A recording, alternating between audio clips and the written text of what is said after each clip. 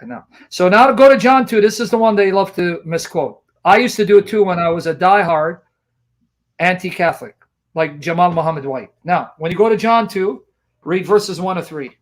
On the third day, there was a wedding in Cana of Galilee, and the mother of Jesus was there. Now both Jesus and his disciples were invited to the wedding. And when they ran out of wine, the mother of Jesus said to him, "They have no wine." Okay. Watch the status of our Blessed Mother. What does it tell you about the mother who goes to the son saying they have no wine? It shows, number one, she knows her son and has perfect faith in her son, and knows her son is a miracle working God, and knows her son is compassionate and loving, and would not allow the bridegroom and his bride to be humiliated and ashamed and embarrassed because they ran out of wine and the guest would complain. Because why is she asking? She's not asking something for selfish reasons. She's not asking selfishly. Son, do something for them. You guys catch it? Are you listening before I move on? So that shows her compassion and love. It shows us, when I say us, her faith in her son. She knows who her son is. Even though the people still don't realize who the son is, she knows who he is. He's the Son of God who can do miracles. And she knows his compassionate heart. He won't allow them to be humiliated. Now, here's where the Protestants butcher this text. Then they quote verse 4. Jesus said to her, "Woman, what does your concern have to do with me? My hour has not yet come." Okay, now Protestants stop there and say, see? He rebuked her. Because see with him. Bam! Okay. Number one, if Jesus was rebuking her, why did Mary know that Jesus was going to do what she said? Because now read verse 5. His mother said to the servants, "Whatever he says to you, do it." Wait, I thought Jesus was rebuking her. If he was, she didn't get the memo because she still went ahead and told the servants, do whatever he tells you. Look at her confidence in her son, that she didn't take it as her son rebuking her. She took it that her son was going to do what she asked. And that's what Mary does. She brings us to Christ and tells us, do what my son tells you. But if it's a rebuke, how come she didn't take it as a rebuke? If she was in sin, how come she didn't see it as sin? And she realized that her son is going to do the miracle for her, and she had absolute confidence he's going to do it. She goes on to say to the servants, do what he tells you. We got it. Another thing, if she was in sin and Jesus rebuking for sin, are you telling me that Jesus went ahead and obeyed her anyway and honored her sinful request so that Jesus is complicit in her sin?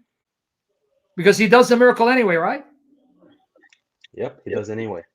So if she was in sin, you're telling me that Jesus honored her sin and was complicit in her sin by doing what she asked? That cannot be Exactly. Okay, but I'm going to make it even better.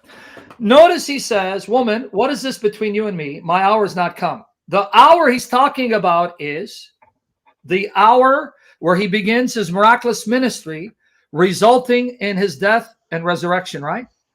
He's telling her, the time for me to do a miracle has not come.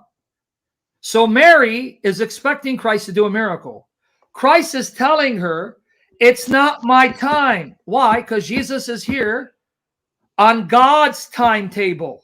So it's a reminder to her, though she is his mother and he's her son, he's still the Son of God and her Lord, and he comes to do the Father's will, and he does it when the Father wants him to do it, right?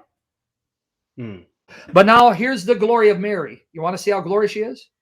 Did you know because of that, the Father and the Son and Spirit went ahead and sped up the hour in order to do what Mary asked? In other words, it's not time for me to do the miracle, but because of your intercession, we're now going to hasten and speed up the hour instead of delaying it. The hour begins now in order to honor your request.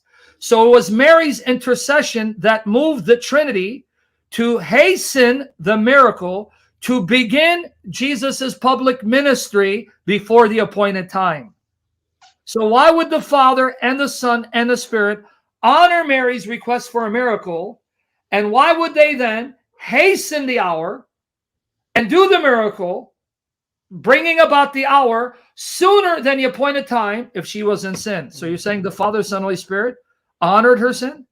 Now let me prove to you the Father had to authorize the miracle. You want me to prove that to you? So when Jesus did the miracle, the Father did the miracle, and the Holy Spirit did the miracle. Are you ready Yeah. for the proof? Yeah. Go to You John asked me away. 5:19. John 5:19. Then Jesus answered and said to them, most assuredly, I say to you, the Son can do nothing of himself, but what he sees the Father do, for whatever he does, the Son also does in like manner. So when the Son did the miracle, who else did the miracle? The Father. So when The Jesus did the Son. miracle, turning water to wine, the first of his miracles, Jesus did it alone? No, Who did it with him? the Father. Why is the Father agreeing to do what Mary said if Mary was in sin? That cannot be because her request was not sinful. Was it the Father and Son? What about the Holy Spirit? Was the Holy Spirit also doing the miracles? Go to John 1:32, 33. And John bore witness, saying, I saw the Spirit descending from heaven like a dove, and he remained upon him. I did not know him, but he who sent me to baptize with water said to me, upon whom you see the Spirit descending and remaining on him, this is he who baptized with the Holy Spirit. So the Holy Spirit was with Jesus in all his fullness? Yes. Was the Father with Jesus in all his fullness, working with Jesus? Yes. So you're telling me when Jesus did the miracle, the Father and Spirit did the miracle with Jesus? Yes. So you're telling me now Father, Son, Holy Spirit are agreeing to do what Mary asked, to honor her and hasten the miraculous ministry Abs- of Jesus to begin before the appointed time, and yet she was in sin, Absolutely. so they're honoring her sin? No, they're not honoring her sin. Her request was not sinful. But now to prove to you it was Mary's intercession that sped up and began the hour, read John 2:11. After he turned water into wine, look what it says. John 2:11. This This beginning of signs Jesus did in Cana of Galilee and manifested his glory, and his disciples believed in him. Wait, so who caused the first of Jesus' miracles to take place? Mary. The Blessed Why Mother. would God honor Mary by having Jesus do the first of his miracles, beginning his public ministry of miracles and signs, if she was in sin? Because she wasn't. Interesting. Yep. Okay, now, why does he call her woman? This is where we're going to go out in a bang. Okay, you ready? Hmm. What day was the wedding? John 2 says the third day, right? In John chapter 3, if you read 28 to 29, Jesus is the bridegroom, right? Third day, bridegroom and bride. This is a picture of Christ, the bridegroom, rising from the dead on the third day, and his bride rejoicing with him that the bridegroom is alive.